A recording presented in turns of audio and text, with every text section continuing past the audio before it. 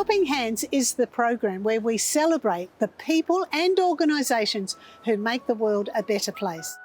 Each week on this program, we'll take a first-hand look at the work of Aussies who go out of their way to make a positive difference in their community. We'll assemble a panel of social and community leaders to discuss various topics that relate to our everyday lives, and we'll invite you to join the conversation at helpinghands.tv. When we buy fair trade products, not only do the artisans who produce the products benefit by receiving fair pay for their work, in many cases, the environment benefits as well. We saw the first instalment of this fair trade story last week, and today we'll focus on the positive impact fair trade stallholders are making to small businesses in Australia and to the environment, from the recycling and repurposing of materials that would otherwise be landfill.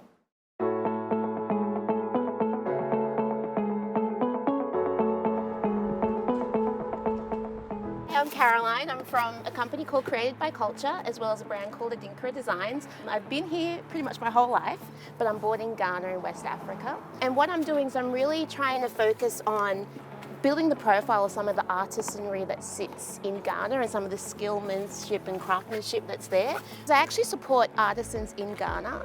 And so if I don't build that market, build that profile for our customers, I'm not going to be supporting those artisans consistently. So it's really about economically empowering those people. And so I need to build that customer base here so that we can continue to make products over there.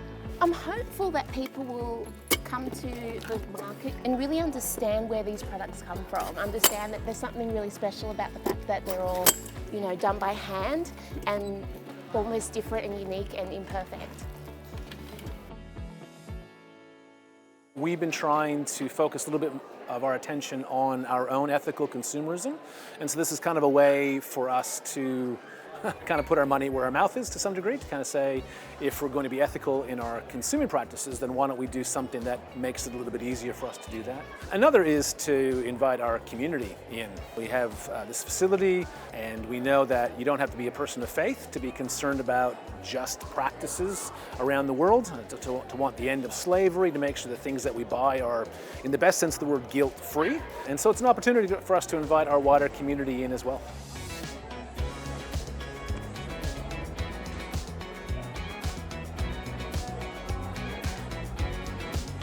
These days, people can sometimes feel disconnected from who's bought their product, and the great thing about buying fair trade is that you have a direct connection to the person that's made their product. So one of the things that we do in the fair trade movement is we try and shorten that supply chain so there aren't so many layers that you're going through to actually the person that's made that product for you. So there's a direct connection, and you can actually know the story of who's made what it is that you're buying.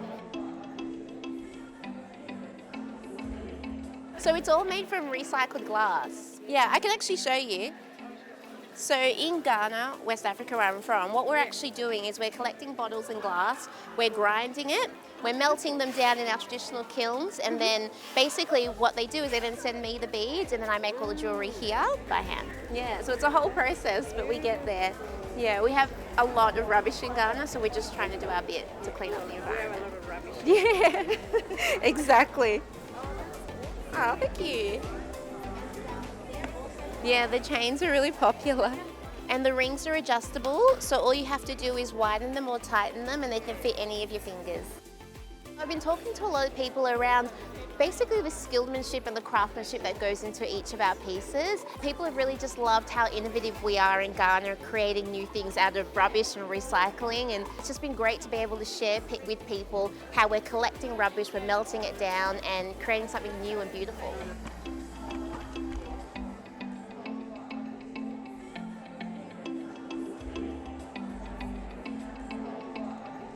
We've got some beautiful hand-painted mugs here from Palestine. We've also got some shopping bags here. These are made in Uganda by a lovely group. So a great way to support the women in Uganda, as well as having a positive environmental impact not using plastic. We've got these beautiful natural loofahs. A lot of people don't realise that the word loofah is actually the name of a plant. So this is actually, we call it the Cleopatra loofah because it grows in Egypt, and they just cut the plant and dry it and make it into these beautiful loofahs for our body. the light bulb moment for a lot of people is realising that a lot of things that they're normally using in their day-to-day lives are actually having a negative impact, but they maybe don't stop to think about who's made what they're using. So actually pausing to stop and think about who's made it, and realising that by buying, you know, the Egyptian loofah, you're actually having a positive impact on the person that made it, as well as getting a lovely product that's natural fibres and not putting plastic in the ocean. And you can actually do all of that in one go.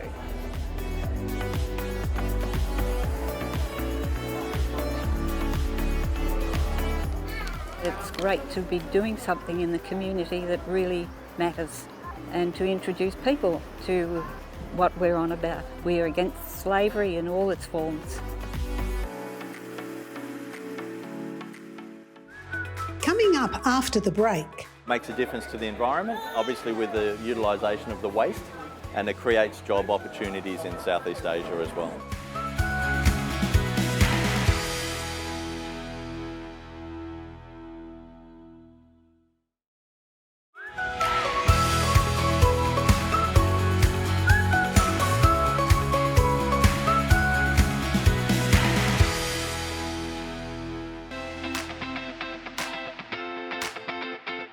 Well, we're selling lots of things from Africa and Madagascar and Cambodia. So we have some beautiful hats from Madagascar with porcelain jewellery, rings. These are all made from pieces of Japanese porcelain in Cambodia, and the silversmiths actually make the silver that goes around them. So all really using waste products into something that's really beautiful.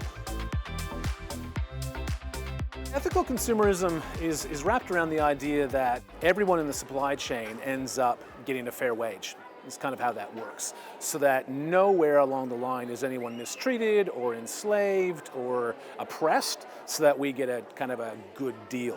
So sometimes when we purchase things that are, you know, really cheap, there's a reason why they're really cheap. If you've ever asked yourself, you know, how do they manage to create this for such a low cost? Inevitably, someone down the supply chain probably didn't get paid a fair wage.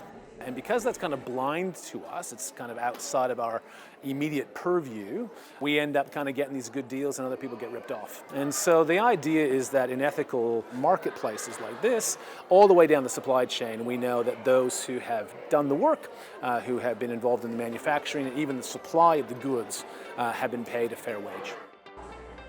Apart from talking about the products themselves, it also gives us a chance to talk about Palestine more generally. The more we sell, the more the money goes back and assists the farmers, the producers.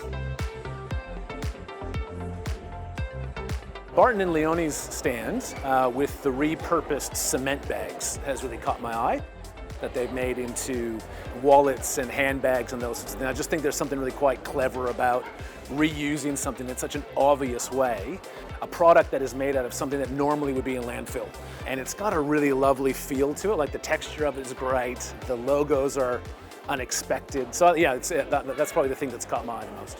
If we look at Cambodia, they've got a massive problem with waste. There's no waste collection. There's millions of motorbikes, so all the motorbike tyres are normally traditionally either burnt, become toxic, or they're buried in landfill or thrown in the ocean. So we're trying to reuse all of that waste material into something that, you know, we can reuse as a fashion accessory or a wallet. We call it vegan leather, so it's a great alternative to leather. No animals were harmed, and it's making use of a waste material. People that are eco-conscious, people that want to make a difference in terms of the where and how it's made, it makes a difference to the environment, obviously with the utilisation of the waste, and it creates job opportunities in Southeast Asia. That's made out of similar material to a cement bag, but these are fish feed bags. So for all the inland fish farms across Southeast Asia, big 50-kilo bags, traditionally would be buried or burnt or discarded in the oceans. Obviously harmful impacts on the wildlife and animal life there. With the coconut shells, it's all transformed and made and hand painted by a very small community or artisan groups, so they're all working in a safe environment. We are an endorsed Fair Trader of Australia. There are conditions and checkpoints that we go through to work with these groups as well. I'm looking forward to purchasing and having a look at the range of other groups, so I've got my eye on some olive oil. If you dip it into the oil and then dip it into this is called za'atar. It's a mix of wild thyme and a herb called sumac, which is like little red berries. Give me your verdict. That's so good. Yeah, it's such a interesting mix of herbs and spices. This is a maftool, which is a Palestinian couscous, and these little balls are hand rolled by women in the Women's Cooperative in West Bank. Advocacy is a really big part of the fair trade movement. Really, we're wanting to tell people what fair trade is all about, help them to understand that every purchase they make does have an impact. And you choose what impact that is. It can be a positive impact, it can be a neutral impact, or it can be a negative impact. By buying fair trade, you're having a really positive impact on the environment as well as on the people that have made that product and helping to build their capacity and empower them to build their own businesses. So the ladies actually, this is sisal here. So sisal is actually the inside of a cactus that the ladies actually weave. I want to be someone who is a part of ending modern slavery, and coming here today makes that possible. I think it's a responsible thing to do. We can do and help other countries and people worse off than ourselves sort of thing. It's nice, a good conscious thing to do. I will definitely come back to this fair trade market this year and every year. Today has met my expectations completely. They've come and they've bought and they've learned all about the products they've bought, and they know that they have helped people who are poor and needy, and that in itself is what we're all about.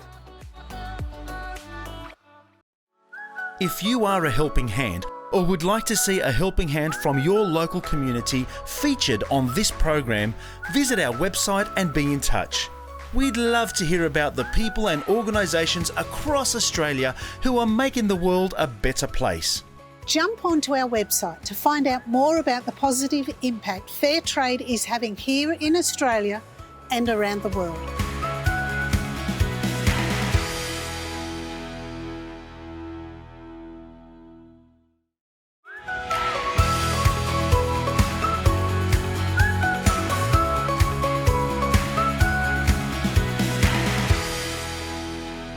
Across Australia, there are many communities that come together because of a common cause, a common interest, and sometimes just because. Laura Bennett is joined by psychologist Colette Smart, youth worker Nathan Brewer, and social advocate and commentator Reverend Keith Garner to talk about the benefits of being part of a vibrant and active community. Thank you so much for being with us. On the panel today we have Colette Smart, psychologist and teacher, Keith Garner, former CEO of Wesley Mission, and youth worker Nathan Brewer. Thank you all so much for being here. Thank you. Colette, talking of this subject, this idea of community, what does community mean?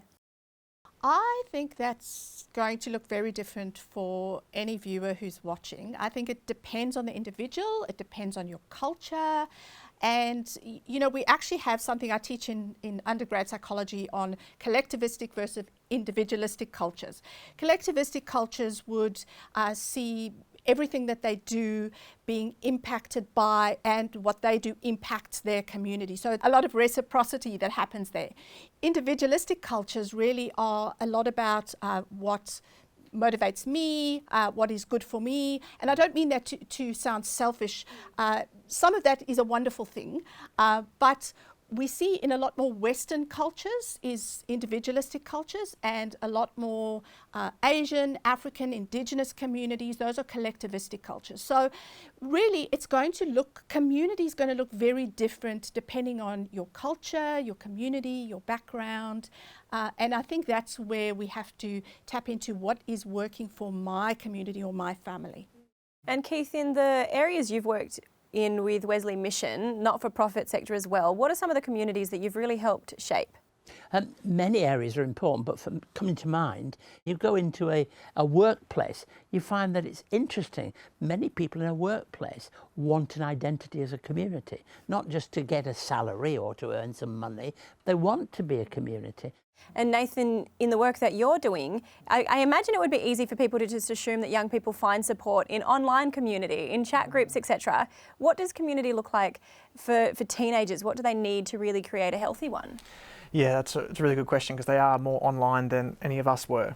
But And whilst it's amazing, and you would have thought we were the most equipped, through COVID to cope with isolation, because we've got Zoom, we've got a million different social media sites, and yet there's still a sense of loneliness even when you are fully hooked in and part of a community. And so that face-to-face community is so important. And so I've got kids that I see that are part of theatre clubs that aren't actors, but it's a nice community, who are part of sporting teams even though they don't like sport, because they're loved there, who go to church. They're not religious, but it's a nice community. So there's that longing, even with all the social and online stuff that we have, which is so helpful in so many ways, it doesn't quite meet the need of that face-to-face does. No, and I think we're made for relationships, and even our online communities have kind of taught us that as much as they can be an extension of some of what we've got offline, we still crave face-to-face, skin-to-skin contact. I mean, that's why when babies are born, we do things like kangaroo care, because our children and our young people need that connection. They need that face-to-face connection to learn social skills and to interact. And so, again, even whether we're individualistic or collectivistic cultures, we absolutely crave connection. And I think, in Western cultures, there is a lot we can learn from our Indigenous neighbours and our multicultural neighbours on what community looks like in a different way. How does having shared time with people who either have a similar interest to us or just can give us space as a group, how does that really shape us as individuals? I think, that's also quite tricky, because it's going to depend on your individual interests or what you enjoy doing and what your community enjoys doing. But I really think we need to draw on our interests and our skills, and then look at how can I use what I've got to benefit others and to reach out to other people, so that it's not just about benefiting me. I don't want my community just to be about me. I need to also look at what can I do for my community. And we can belong to a number of different communities at one and the same time. A person can belong to a community because it's a community of interest, and that's fair enough. But they can also belong to a community of need, a community of concern, a community of compassion, all of those things in one and the same person. And I think that's happening more and more. Yeah, and I'm glad you touched on it, Colette, that our I guess, contribution to community isn't meant to be about our own needs, but about actually serving the group more broadly. Nathan, do you have any thoughts on that, how we can be positive contributors? Yeah, I think the importance of groups is that gives a couple of things. It gives belonging and it gives purpose. So you're part of something bigger than yourself. That particularly for young people, is so important. But for everyone needs it. Like I need it. Like I going to a park run on Saturday because I'm part of a running group, and it gives purpose. Like you achieve something together, and so, and again, it gives people a chance. I'm contributing to something, whether it's a small thing like a running club where we're just getting a little bit of a health benefit, or whether it's a big social justice thing where we're changing the world for the better. Small or big, purpose and belonging is massive. It's huge, yeah. And Keith, in some of the communities where they may be in more challenging situations, how can we support those groups better, do you think? Very often a community is empowered once it's supported, and very often organisations, groups are able to provide some kind of outside support to be alongside them, and that gives them strength. I mean, we talk about mentoring with individuals, but I think sometimes communities need mentoring too by other people who are there for them, and it makes such a big difference if a community feels it's got people out there shouting for them, with them. How do you think we can be better contributors in that regard? Well, I think that we can be alongside communities, we can provide support. I want to talk about being outside of a community to help a community. I think that's sometimes what needs to happen. We need to say, I'm not actually part of this community in a big way, but I want to support them in what they're trying to do. I want them to feel that they really do make a difference. Yeah, well, thank you for those thoughts, and thank you all for your contributions. Really value it. And thank you all so much for watching. If you do need to talk to someone, Lifeline is available on 13 11 14. If there's a topic that you'd like to see discussed on Helping Hands, visit our website and be in touch. We love talking about the things that make the world a better place. I can't help but feel that we have only just started to scratch the surface on this one. Being a part of a community and knowing how to find the right type of community that works for you can be life-changing, and I'd like to encourage you to join the conversation on the Helping Hands social media channels. Tell us what works for you and share a photo of your tribe and talk about the positive impact you are making in your part of the world.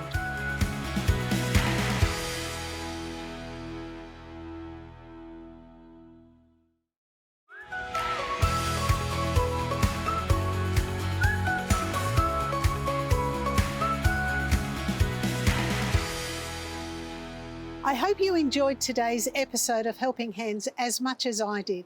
The fair trade movement is gaining momentum in Australia and around the world, and so it should. Let us know about the Helping Hands in your local community at helpinghands.tv. Send a photo or a short video and tell us about your local heroes in 25 words or less. Jump onto our website to find out more about fair trade and some of the artisans we met today. Thanks to Keith Gardner, Colette Smart and Nathan Brewer for joining Laura to discuss the benefits of being part of a vibrant and active community. While you are there on our website, follow the links to our social channels and keep the conversation going. Thank you and see you next time.